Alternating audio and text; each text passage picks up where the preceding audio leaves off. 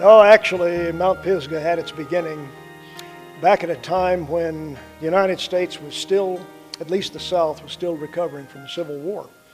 Uh, After the war, immediately after the Civil War, the South was just devastated. Uh, no way to make a living. There was farmland, but there was no food. There was nobody to work the farm because the slaves had been turned free, but they didn't have any property to farm.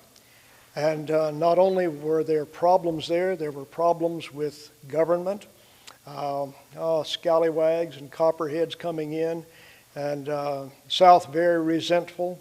And in all this, there was no way in the world to have a good educational program. There was no money. So the South was very much behind, very much aware of it. And this lasted for a period of a number of years. But down toward the turn of the century, there was a movement by philanthropists in the North to help out in the South. And good examples of what was done by Northerners stepping in to aid the poor South would be Berry School at Rome, Georgia. This was financed by a Northern philanthropist. Another one would be Berea College in Kentucky. These were typical. During this period of time, Seventh-day Adventist Church was in its infancy also in the South. There was no money to promote education. And during this period of time, there were some, what we would call today, self-supporting Seventh-day Adventist enthusiasts who wanted to do something school-wise in the South. And the beginning of that, of course, was at Madison, what is now was Madison College, no longer there. And Dr. Sutherland and McGann were the two leading lights there. Two people, a couple, ultimately ended up helping out at Madison for probably 2 or 3 years, and that would be the Wallers. And there they got the vision of self-supporting work. They in turn came down here then to assist at Fletcher. And when they got to Fletcher, they met 2 other families, a family by the name of Graves. I hate to admit it, but no relation. The Graves and the Steinmans were the other 2. And these 3 families got together and decided that they would open a school over on this side of Asheville. And the need for it was very obvious. Roads were mud holes. School typically would go from August until Thanksgiving because there was no money, there was no transportation, and there was a felt need to establish a school. And of all times to start a school, 1914. War clouds in Europe. We were on the verge of the First World War. They launched it anyway. And I think one thing that would have to be mentioned, wouldn't dare leave it out, at the time when these 3 families were puzzling over establishing a school and were praying for the Lord to guide them and help them to know what they should do, Wallers received a letter from Ellen G. White in California. They had never corresponded with her, had had no communication with her. Her letter had a $50 check in it because she wanted to encourage these young people starting a school in this area.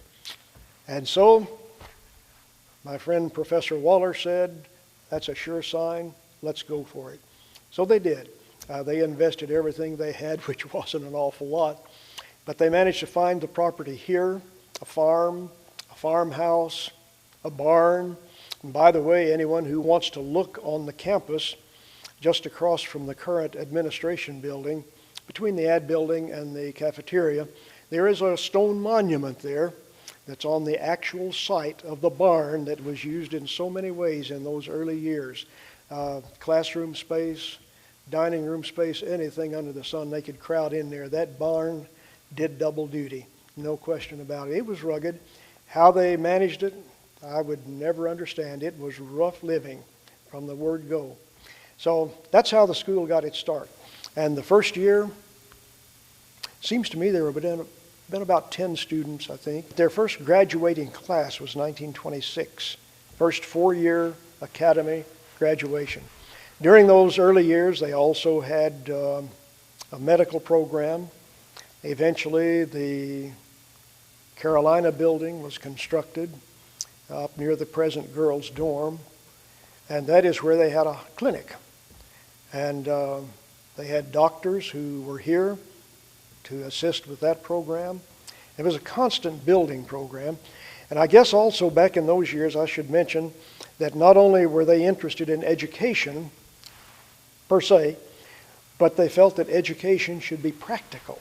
So having a dairy, having a medical institution, all of these things, carpentry, building, construction, all of this was done with the idea of teaching these young kids how to do, how to live. And this was all incorporated. Thinking in terms of those early years and the medical program, they had early on training for nurses in the clinic. Well, I guess even before the clinic, they were doing nurses training. And it was interesting as they tried to fit their way into this community, which was resistant at first. They weren't so sure about these nutty people who didn't even know which day to go to church. And at the end of the First World War, one thing that really helped establish a good relationship in the community, the flu hit hard, and it hit here in this area.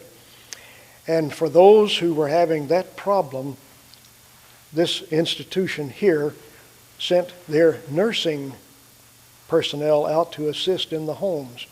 And they were very much appreciated, very well accepted. So that helped open the way. In the summertime, when school was not in session, we worked all day long. And then it was quite the thing after supper for a group to get behind the Fleetwood Hall under construction between Fleetwood and the cafeteria at that time, which was just a wooden shack, really, where they did the cooking, and it was connected to the dining room. The dining room was one big tent, had the side flaps and a wooden floor, but in the summertime it was quite warm, and in the wintertime it was awfully cold.